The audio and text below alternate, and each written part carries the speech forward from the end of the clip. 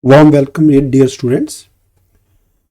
Today we are about to discuss very important electronic part used in your mobile charger, TV, and so many other gadgets where we need DC supply.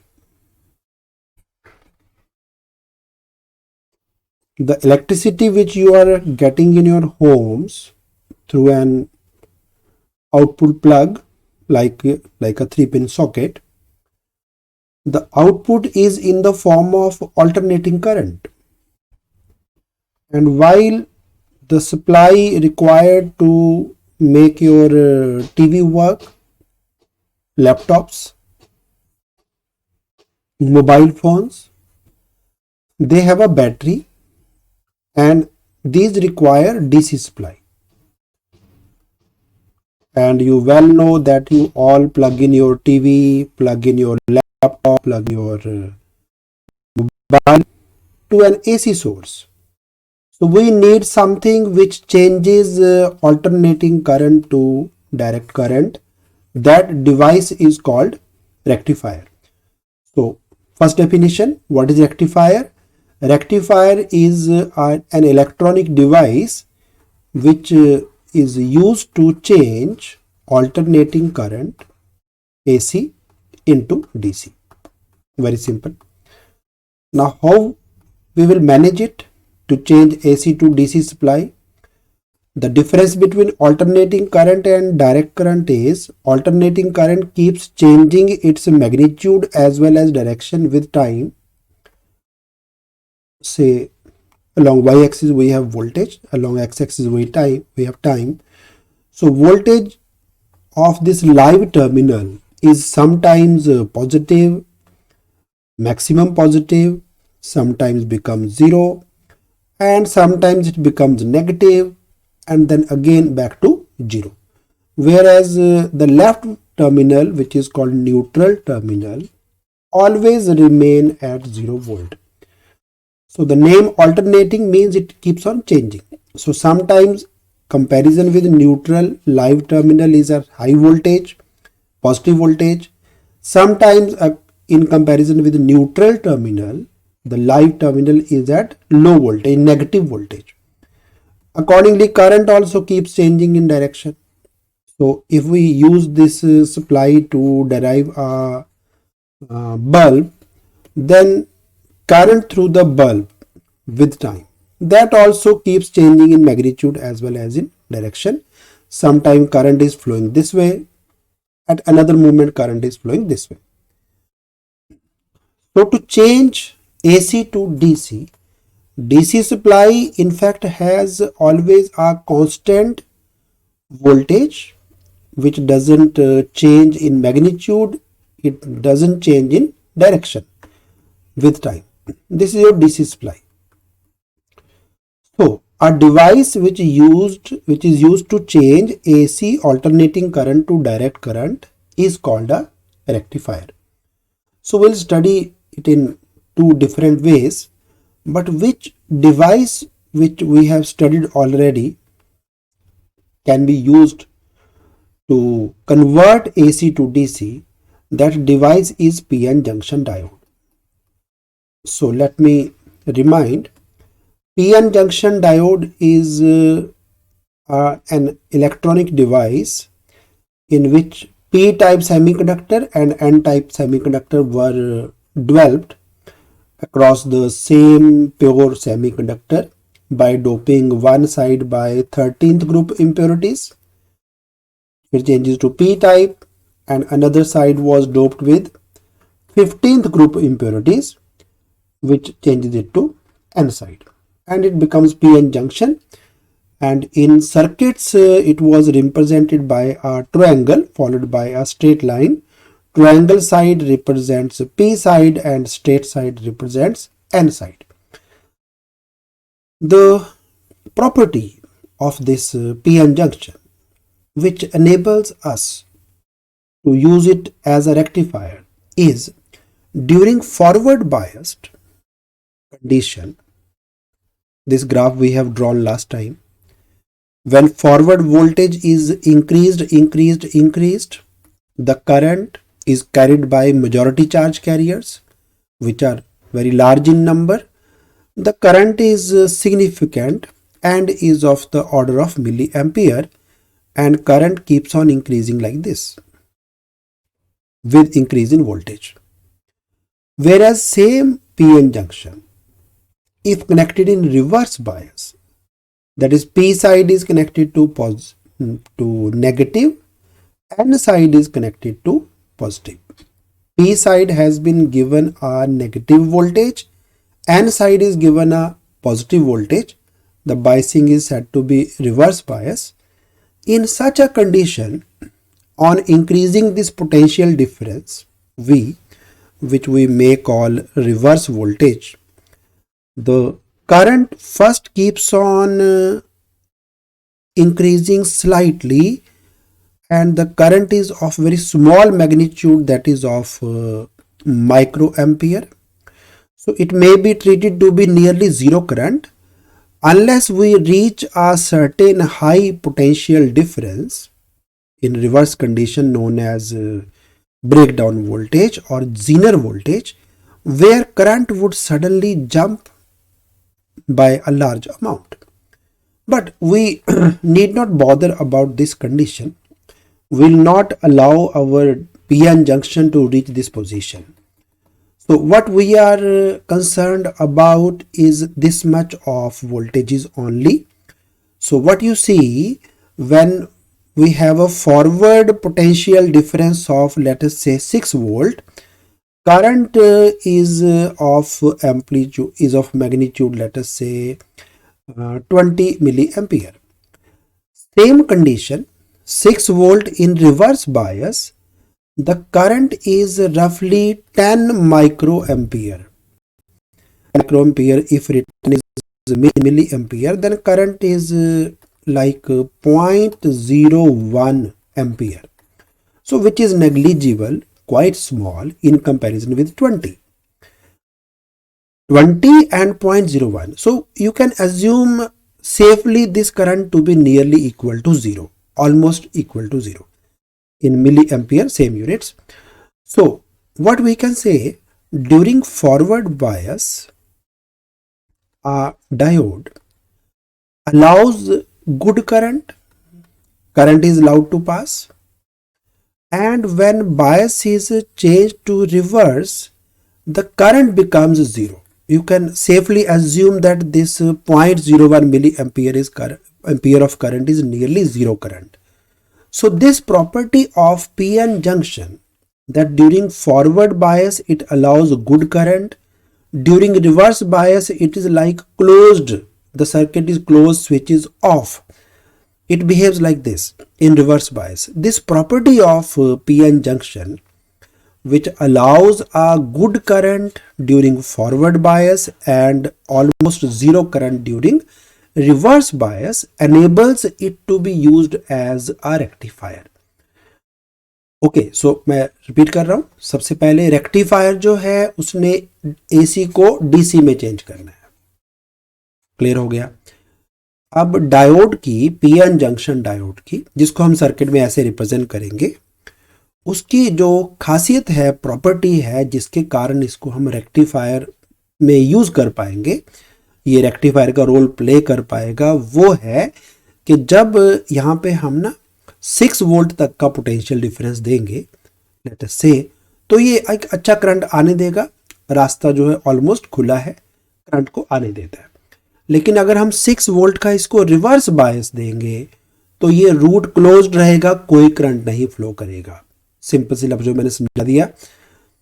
हाँ, DC ही use करते हैं हम most of the devices में. Laptop, जिस device पे भी आप देख रहे हैं, मोबाइल पे, टीवी ऑल्सो, बहुत सारे डिवाइस हैं बेटा, वो सारे डीसी पे चलते हैं.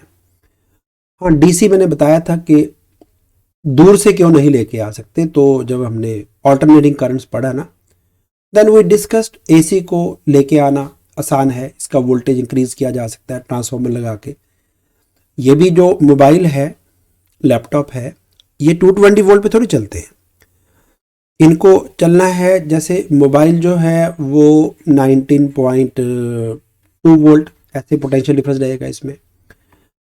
टीवी जो है वो 12 वोल्ट पे चल जाता है बेटा, और मोबाइल की बैटरी कभी कभी आपने निकाल के देखी होगी 5.1 वोल्ट लाइक दिस। तो हमें पहला काम क्या करना पड़ेगा कि हमें वोल्टेज को डिक्रीज करना पड़ेगा, क्योंकि घर में जो सप्लाई आ रही है वो तो 220 वोल्ट की होगी। तो एसी को डिक्रीज करने के लिए आपको याद आ गया, ट्रांसफॉर्मर यूज करते थे, है ना, वेरी नाइस। तो इधर हमने जैसे 220 वोल्ट दिए, स्टेप डाउन ट्रांसफॉर्मर यूज करेंगे, और इधर जितने वोल्ट आपको चाहिए होंगे उस तरह से आप सेकेंडरी वायर अरेंज कर लेना। लाइक अगर आपको 12 वोल्ट चाहिए तो उसके अकॉर्डिंग सेकेंडरी के नंबर ऑफ टर्न्स एडजस्ट करना, वोल्टेज डिक्रीज हो जाएगी। लेकिन ट्रांसफॉर्मर जो है वो एसी वोल्टेज लेता है और ये निकालता भी ऑल्टरनेटिंग है, सिर्फ ये वोल्टेज को स्टेप अप स्टेप डाउन कर सकता है। तो ये तो हुआ काम ट्रांसफॉर्मर का। अब यहां से 12 वोल्ट आई एसी, हमें टीवी को देने हैं 12 वोल्ट डीसी, तो उसके लिए फिर हमें यूज करना पड़ेगा बीच में रेक्टिफायर। तो मैंने सारे पॉइंट्स क्लियर कर दिए हैं। रेक्टिफायर ने एसी को डीसी में चेंज करना है। पहली बात, एसी को डीसी में चेंज करेगा, और ये चेंज करने का जो काम है, जो रेक्टिफायर का रोल है, वो एक पीएन जंक्शन डायोड जो है ना वो प्ले करेगा। उसकी खासियत ये, फॉरवर्ड बायस होगा बहुत अच्छा करंट, रिवर्स बायस होगा तो जीरो करंट ही नहीं आएगा। तो ये जो प्रॉपर्टी है डायोड की कि एक ही डायरेक्शन में करंट को अलाउ करता है, पीछे करंट नहीं आने देता, वो ही इसकी जो खासियत है, इसके कारण ये रेक्टिफायर में यूज होता है। चलो अब स्ट्रेट वे चलते हैं, मैंने मेन पॉइंट सारे क्लियर कर दिए। अब ये रेक्टिफायर जो है ना वो दो तरह का है। Number 1, half wave rectifier. Half wave rectifier जो है ये आपका हो गया ट्रांसफॉर्मर का प्राइमरी कॉइल, जैसे 220 वोल्ट पे कनेक्ट कर दिया इसको हम सॉकेट के साथ, और इसकी सेकेंडरी से हमने ले ली आउटपुट। तो इधर लेटर से 220 वोल्ट थे, सारा कुछ नहीं ड्रॉ करना आपने, जितना रहेगा बाद में वो ड्रॉ करेंगे। इधर मान लीजिए जो आपको रिक्वायर्ड पोटेंशियल डिफरेंस था 12 वोल्ट, वो आ गया। ये यहां पे दिखाते हैं हम लोड रेजिस्टेंस। लोड रेजिस्टेंस, तो लोड रेजिस्टेंस क्या है? जैसे आपने टीवी कनेक्ट किया तो टीवी का कुछ ना कुछ रेजिस्टेंस होगा ना, या आपने एक बल्ब कनेक्ट कर लिया, नो डाउट बल्ब के लिए एसी डीसी का कोई चक्कर नहीं है, डीसी पे भी चल जाएगा, एसी पे भी चल जाएगा। इस बल्ब का ये जो फिलामेंट है ना, इसका जो रेजिस्टेंस होगा उसको बोलते हैं लोड रेजिस्टेंस, और इसको डिनोट करेंगे आर एल से, लोड का रेजिस्टेंस, लोड रेजिस्टेंस। अच्छा, अब अपने पास अगर तो इसको अगर मैं सीधा जोड़ देता हूं ऐसे, उस केस में क्या होगा, क्योंकि ऑल्टरनेटिंग है ना, अभी ये वाला पॉइंट पॉजिटिव हो जाएगा, तो current flows from high voltage to low voltage, current ऐसे आएगा। फिर सेकंड हाफ में जो अपनी इनपुट है ना वो इस तरह की है, वो इधर को 12 वोल्ट तक जाती है, इधर को -12 वोल्ट तक जाती है। तो जब negative half of voltage apply होगा, जब ये वाला टर्मिनल जो है वो माइनस हो जाएगा और ये वाला टर्मिनल पॉजिटिव हो जाएगा, तो फिर करंट जो है वो उल्टा फ्लो होना शुरू हो जाएगा। तो इस रेजिस्टेंस में, मतलब अगर ये बल्ब होता फिर तो कोई बात नहीं है, लेकिन टीवी है अगर, तो टीवी में नहीं हम चाहेंगे कभी करंट इधर को आए और कभी करंट जो है वो अपोजिट हो जाए, ऐसे वाला नहीं चलेगा टीवी के लिए। तो टीवी को जो हम प्लग इन करते हैं, तो आपने देखा होगा ना, अगर आप लैपटॉप को जोड़ते हो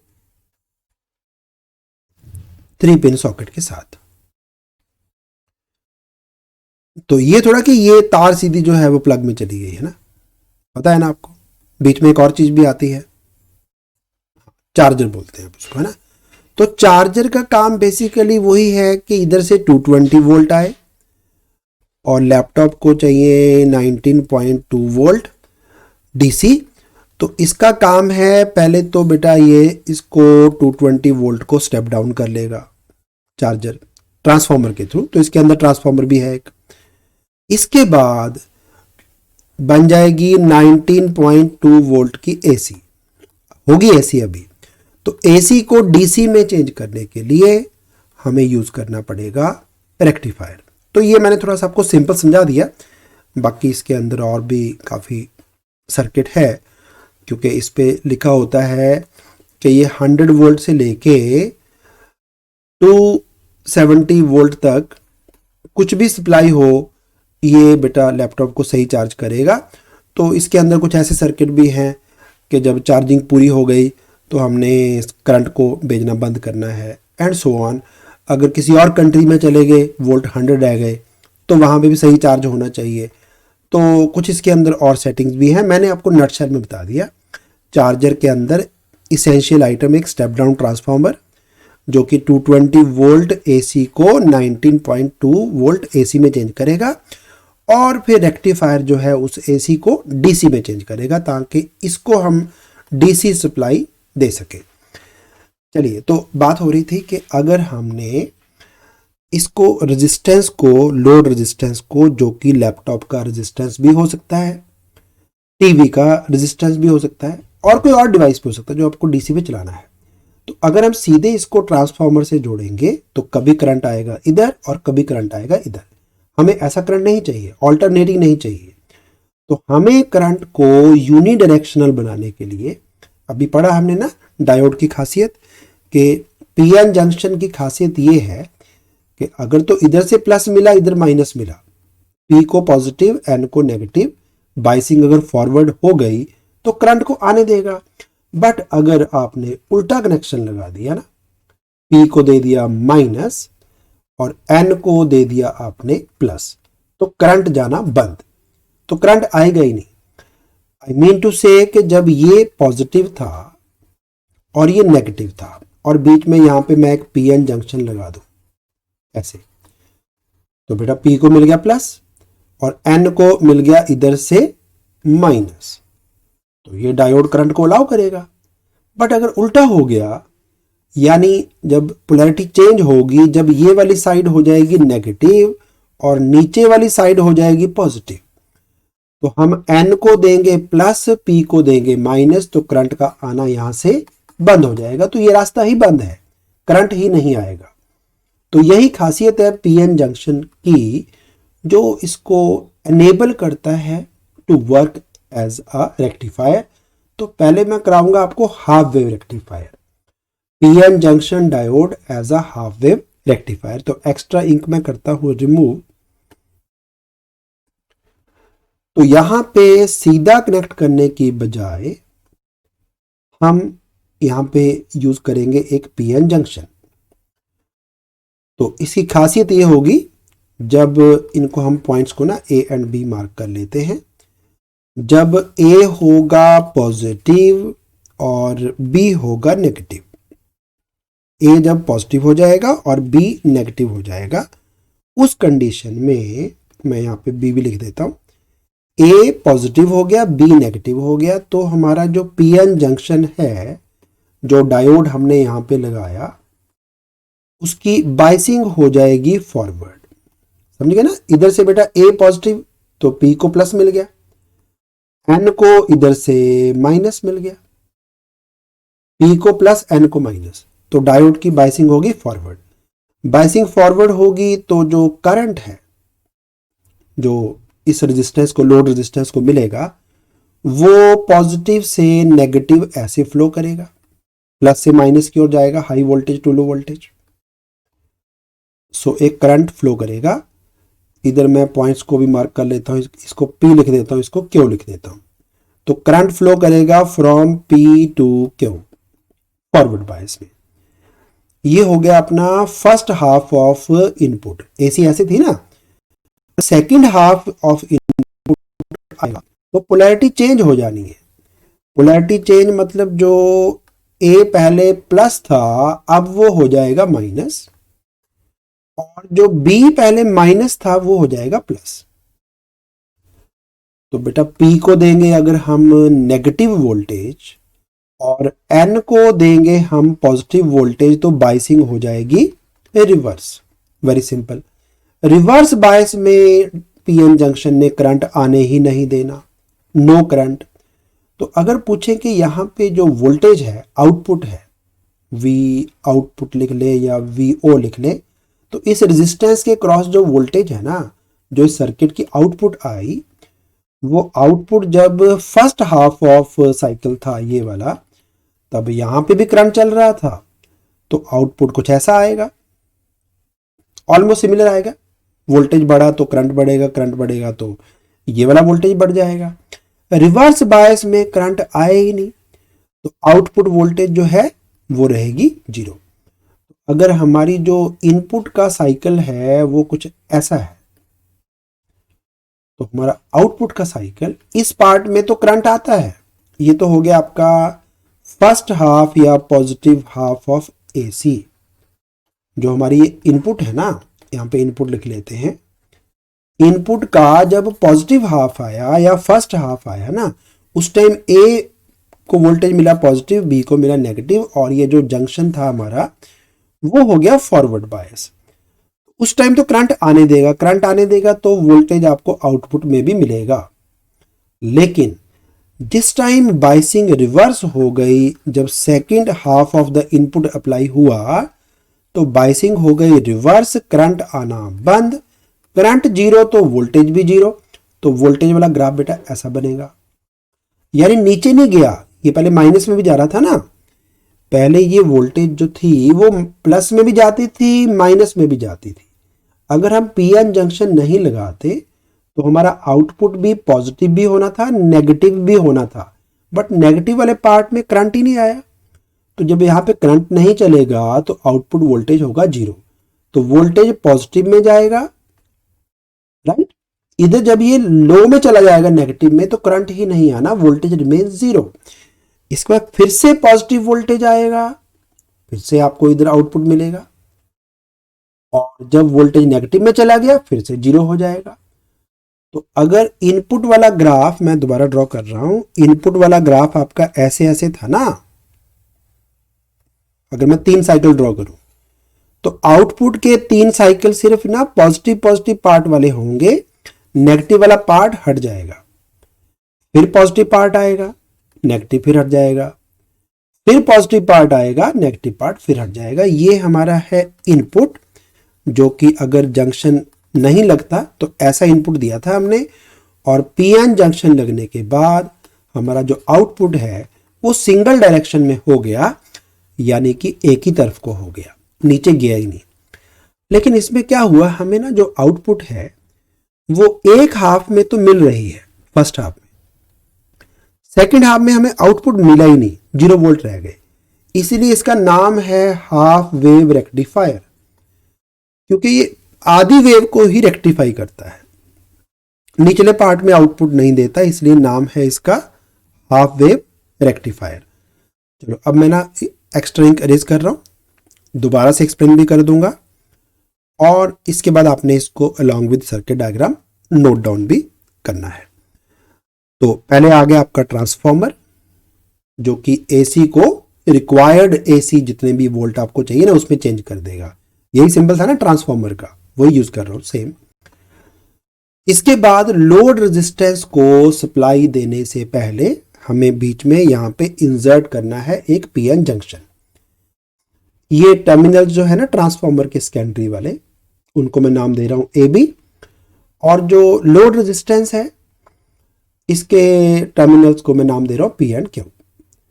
तो during first half of alternating current, input cycle का जो पहला हाफ होगा उसमें ए बन जाएगा पॉजिटिव और बी बन जाएगा नेगेटिव, और ये जो अपना पीएन जंक्शन है उसकी बाइसिंग हो जाएगी फॉरवर्ड। फॉरवर्ड मतलब पी को मिल गया प्लस, एन को मिल गया माइनस। उस टाइम करंट पॉजिटिव यानी ए से बी की ओर फ्लो करेगा, और लोड रेजिस्टेंस में करंट जो है वो पी टू क्यू फ्लो करेगा। यहां पे आउटपुट कैसा आएगा, तो इनपुट साइकिल यानी कि पॉजिटिव साइकिल कह लो, फर्स्ट हाफ कह लो, उसमें A positive B negative, biasing forward. इसमें लोड में जो करंट चलेगा ए प्लस है बी माइनस है, बाइसिंग फॉरवर्ड है, करंट आने देगा ये, तो करंट फ्लो करेगा प्लस टू माइनस यानी कि ए से बी की ओर। तो यहां पे करंट आपको मिलेगा फ्रॉम पी टू क्यू। तो करंट फ्लो करेगा तो यहां पे फिर वोल्टेज भी होगी, आउटपुट वोल्टेज, उसको हमने ऐसे दिखा दिया है।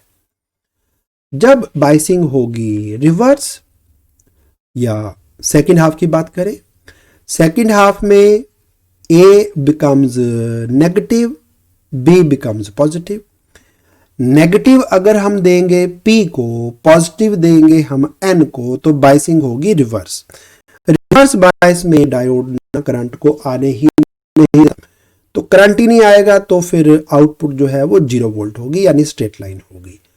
तो अगर इनपुट का शेप है पॉजिटिव नेगेटिव पॉजिटिव नेगेटिव, तो आउटपुट का शेप है पॉजिटिव 0 वोल्ट फिर पॉजिटिव 0 वोल्ट।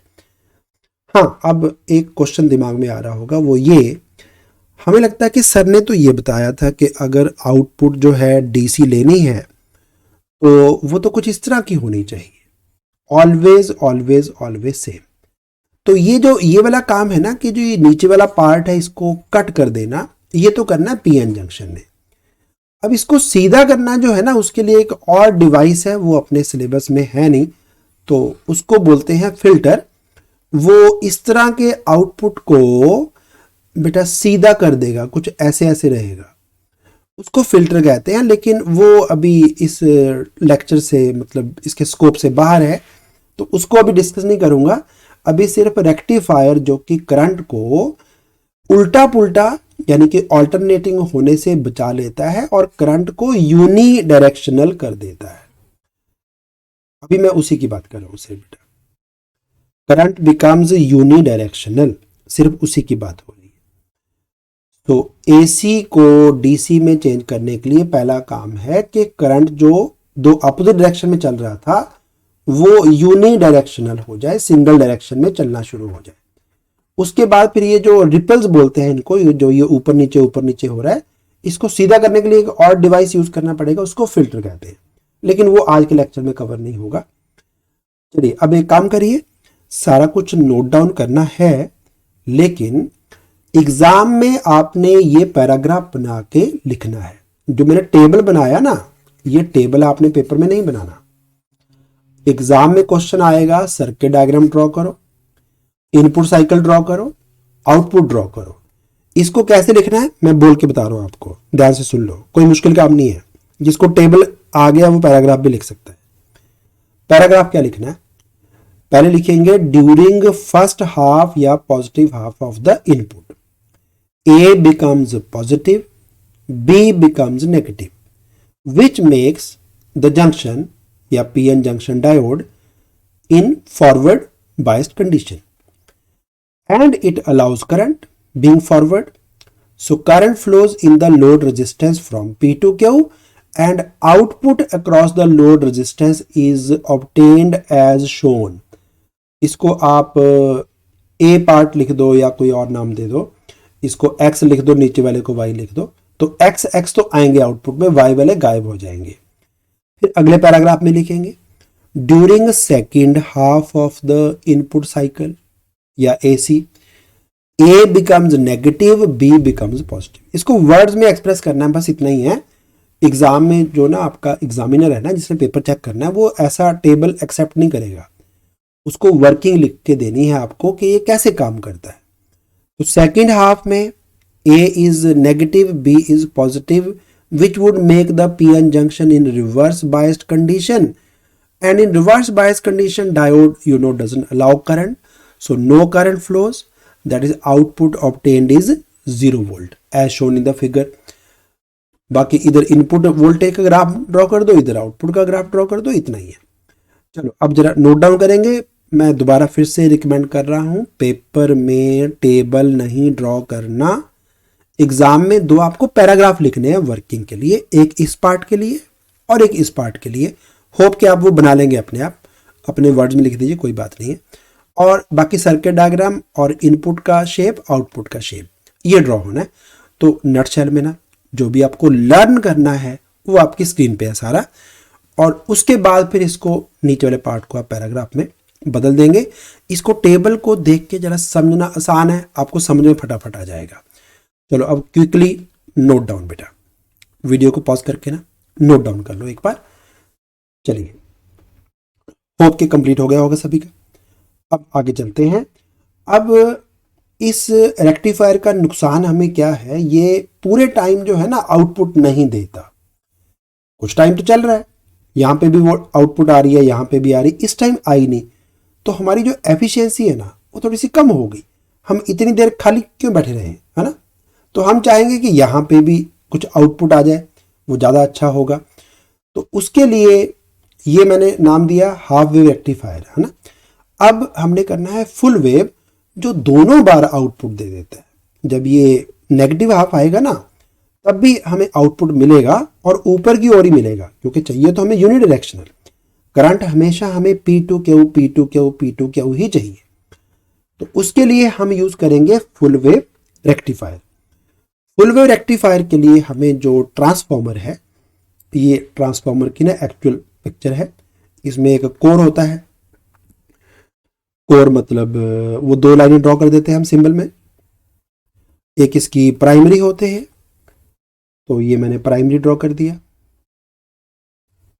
और इस केस में जब हमने फुल वेव रेक्टिफायर बनाना है ना, तो इस केस में हमें जो ट्रांसफॉर्मर की आउटपुट के टर्मिनल्स हैं वो कैसे चाहिए। अगर मान लो जो सेकेंडरी टर्न्स है ना वो है तो हमें पहले एक बार एक टर्मिनल शुरू करके फिर जब आधे टर्न्स हो जाएंगे 150 टर्न्स के बाद एक कनेक्शन यहां से और निकाल लेंगे, जो ये ब्लैक वाला नजर आ रहा है। फिर इसको वापस ले जाएंगे, यहां से तार को ना छील लेना है। तो एक कनेक्शन अपने पास ये हो गया अवेलेबल, एक ये ब्लैक वाला हो गया, और फिर आगे हमने 150 टर्न्स और दे देने हैं। तो अपने पास 3 टर्मिनल्स हो गए A, B एंड C। ऐसे A, B एंड जो बीच वाला था उसको सेंटर टैप भी कहते हैं कई बार। ये जो बीच में एक और टर्मिनल निकाल लिया हमने। पहले जो थी ना सेकेंडरी वायर वो पूरी की पूरी ऐसी थी। इस बार ये एंड वाले टर्मिनल तो लेने एक बीच में से और निकालना है यहां से। तो 3 टर्मिनल्स हो जाएंगे सेकेंडरी वायर के A, B एंड C। तो मैं अब लेके जाता हूं आपको फुल वेव रेक्टिफायर पे। कारण ये है ना, अगर मैं यहाँ पे बेटा डायोड लगाता हूं ना, तो ये डायोड एक हाफ में तो चलता है और एक हाफ में चलता ही नहीं है, ये वाला बंद हो जाता है। तो हमने सर्किट के 2 हिस्से कर लिए। एक पार्ट ये जो कि पॉजिटिव हाफ में काम करेगा, करंट को आने देगा। एक हमने और सर्किट बना लिया ऐसा ही नीचे, इसमें भी एक डायोड लगा लेंगे पीएन जंक्शन। ये तब काम कर देगा जब ये वाला पॉइंट जो है ना A वो नेगेटिव हो जाएगा और नीचे वाला प्लस हो जाएगा। तो मैं प्लस जो है वो P को दे दूंगा, तो फिर ये वाला ऑन हो जाएगा। तो आधे टाइम फर्स्ट हाफ में लेटस से ऊपर वाला पार्ट काम करता है, सेकंड हाफ में नीचे वाला काम करेगा। लेकिन करंट हमने दोनों बार देना है लोड रेजिस्टेंस को। तो लोड रेजिस्टेंस को मैं वहां लगाऊंगा, क्योंकि लोड ने करंट इधर से भी लेना है इधर से भी लेना है। तो एक रास्ता जो कॉमन है दोनों के बीच, ये वाला ना, यहां पे हम लोड रेजिस्टेंस को इंसर्ट करेंगे। तो इस बार जो लोड है वो हम शो करेंगे जो कॉमन रूट है दोनों के बीच का। तो यहां पे आएगा लोड रेजिस्टेंस। तो मैंने सर्किट डायग्राम तो आपको बना के ही समझा दिया कि क्या क्या होना है। दोबारा फिर देखो क्या क्या बताया मैंने। नंबर 1, जो सेकेंडरी कॉइल है ट्रांसफॉर्मर की, उसमें दोनों एंड पॉइंट ना निकालने के बजाय एक टर्मिनल सेंटर में से भी निकाल दिया, बीच में से, उसको C नाम दे देते हैं। अब अपने पास जो लोड रेजिस्टेंस है उसको एक बार करंट हम ऊपर से दे देंगे, एक बार करंट हम नीचे के सर्किट से देंगे। तो क्योंकि देना तो डीसी है तो 2 डायोड लगेंगे 2 सर्किट्स के लिए। और इसने लोड ने करंट ऊपर वाले जो लूप है इससे भी लेना है, नीचे वाले से भी लेना है। तो ये वहां लगाना पड़ेगा हमें जहां पे दोनों बार करंट आ सके। तो वो रास्ता जो दोनों का कॉमन है, तो यहां पे हम रखेंगे अपना लोड रेजिस्टेंस। तो ओवरऑल डायग्राम आपको समझ आ गया होगा। अब चलते हैं कि ये काम कैसे करता है, वर्किंग कैसे लिखनी है और इसका सर्किट डायग्राम आपको एग्जाम में कैसे दिखाना है। तो अब अगला पार्ट है PN junction as a full wave rectifier. शुरू किया जाए फिर।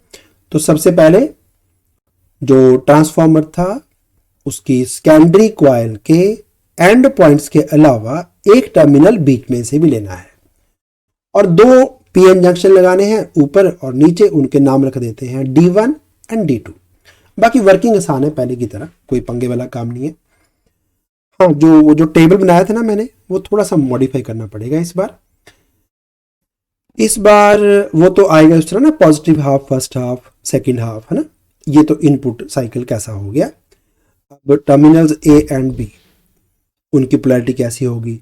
अब अपने पास जो डायोड है ना वो दो तरह के हो गए, तो उनकी बाइसिंग D1 की कैसी होगी और D2 की कैसी होगी।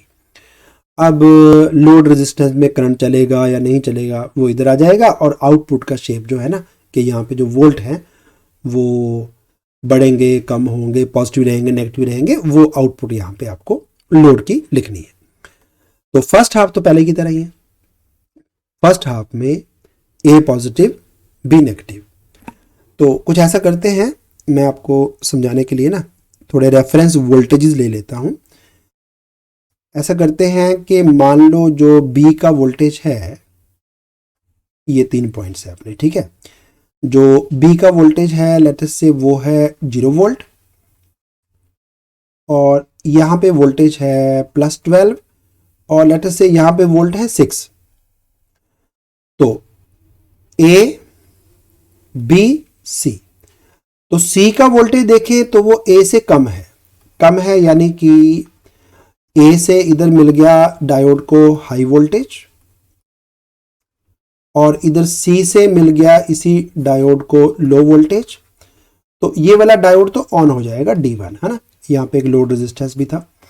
लेकिन अगर हम नीचे वाले डायोड की बात करें, नीचे वाले डायोड को इधर से मिला बेटा 0 वोल्ट, 0 मतलब लो, और इधर सी से मिल गए 6 वोल्ट, यानी इधर मिला हाई।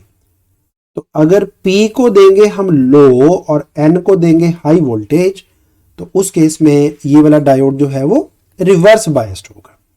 रिवर्स बायस होगा तो D1 की बायसिंग होगी फॉरवर्ड और D2 की बायसिंग होगी रिवर्स। तो करंट जो है इस पार्ट में तो नहीं चलेगा, तो करंट चलेगा A से C की ओर, हाई वोल्टेज से लो वोल्टेज की ओर।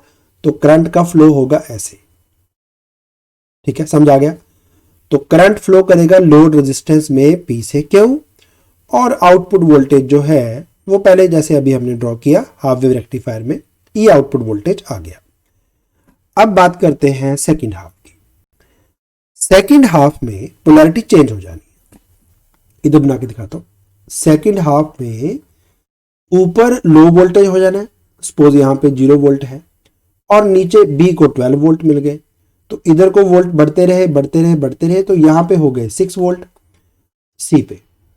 ये अपना A है, ये B है। अब अगर मैं ऊपर वाले डायोड की बात करूं, ध्यान से देखो, P को हमने दिए 0 वोल्ट कम, और इधर से जो वोल्ट्स हमने N साइड को दिए वो दे दिए हाई। तो इधर हाई, N को हाई वोल्टेज, P को लो वोल्टेज, तो ये वाला डायोड हो जाएगा बंद। इस बार B के पास हाई वोल्टेज है, तो ये वाला P हो गया हाई वोल्टेज पे, और इधर से जो N है उसको मिल गया लो वोल्टेज। तो ये वाला डायोड अब ऑन हो जाएगा। तो फिर वही बात, करंट तो फ्लो करेगा high voltage to low voltage. तो करंट B से शुरू होगा और करंट जाएगा C की ओर ऐसे। तो जरा नोटिस करिए, करंट दोबारा से P2 क्यों नहीं हो गया सेम। अगर मैं राइट वाला सर्किट डायग्राम में ड्रॉ करूं तो करंट ऐसे नहीं चला, करंट ऐसे चला। दैट मींस पहले तो बायसिंग की बात कर ले, A हो गया नेगेटिव, B हो गया पॉजिटिव, D1 जो हो गया अब रिवर्स बायस, ये बंद पड़ा इस टाइम, इधर से कोई करंट नहीं आएगा। D1 रिवर्स है और D2 फॉरवर्ड है, बट करंट का डायरेक्शन लोड में अब भी सेम है P से Q। तो करंट का डायरेक्शन सेम है तो फिर आउटपुट भी ऐसा ही आएगा जैसे पहले था। इस बार क्या हुआ कि इनपुट जब पॉजिटिव हाफ में थी तो आउटपुट भी पॉजिटिव हाफ में आ गया, लेकिन जब इनपुट नेगेटिव हाफ में गया हाफ वेव रेक्टिफायर में, तो यहां पे 0 वोल्ट आ गए थे। इस बार 0 नहीं आया, इस बार यहाँ पे हमें 0 वोल्ट ना मिलके दोबारा फिर उसी डायरेक्शन में करंट, उसी डायरेक्शन में वोल्टेज दोबारा फिर ऐसे मिल रहा है। फिर इनपुट साइकिल ऐसे आएगा, लेकिन आउटपुट हर बार ऊपर को ही आएगा। तो इसकी एफिशिएंसी ज़्यादा है, इसने पॉजिटिव हाफ में भी वोल्टेज दिया, नेगेटिव हाफ में भी आउटपुट आया, तो इसलिए इसका नाम है फुल वेव रेक्टिफायर। तो होप सारा कुछ समझ आ गया होगा। मैं रिपीट कर देता हूँ फिर से एक बार। फर्स्ट हाफ में जब ए का वोल्टेज पॉजिटिव था, बी का वोल्टेज नेगेटिव था, नेगेटिव मतलब लो वोल्टेज था ऐसे कह लो, तो जैसे जैसे बी से ए की ओर जाएंगे वोल्टेज बढ़ता जाएगा, 0 1 2 3 4 5 6 वोल्ट, 7 8 9 10 11 12 वोल्ट। अगर इस जंक्शन की बात करें, D1 की बात करें, D1 में P को मिला था हाई वोल्टेज, N को मिला लो वोल्टेज, तो ये जंक्शन जो है वो ऑन हो जाएगा, फॉरवर्ड बायस में आ जाएगा। बट नीचे B से मिले 0 वोल्ट लो वोल्टेज, C से मिले 6 वोल्ट, N को हाई वोल्टेज दे दिया, P को लो वोल्टेज दे दिया, तो ये रिवर्स बायस में था, तो इसमें से करंट नहीं आएगा। तो ये वाला करंट नहीं चलेगा, पहले ऊपर के पार्ट में से ही करंट आएगा, और वो करंट का आउटपुट हमने यहां पे दिखा दिया। बट करंट का डायरेक्शन P2 के हुए। सेकेंड हाफ में A जो है वो लो वोल्टेज पे हो जाएगा, B हाई वोल्टेज पे हो जाएगा, तो नीचे को आते हुए वोल्टेज बढ़ता जाएगा। इस बार D2 के P को मिला 12 वोल्ट, N को मिला 6 वोल्ट, P को हाई वोल्टेज, N को लो वोल्टेज, तो बायसिंग हो गई फॉरवर्ड, और करंट फ्लो करेगा high voltage to low voltage ऐसे। दोनों बार करंट P2 क्यू गया। अब मैं एक्स्ट्रा इंक इरेज कर रहा हूं, एंड मैंने जो पीछे अभी बोला वो फिर से आपको दोबारा बेटा कह रहा हूं, आपने एग्जाम में ये टेबल नहीं बनाना। एग्जाम में आपको ये सारा कुछ ना, एक पैराग्राफ में ये वाला पार्ट लिख देना, सेकंड पैराग्राफ में ये वाला पार्ट लिख देना, आपको लिखना वर्ड्स में, जैसे मैंने बोला अभी उस तरह से ही लिखना है।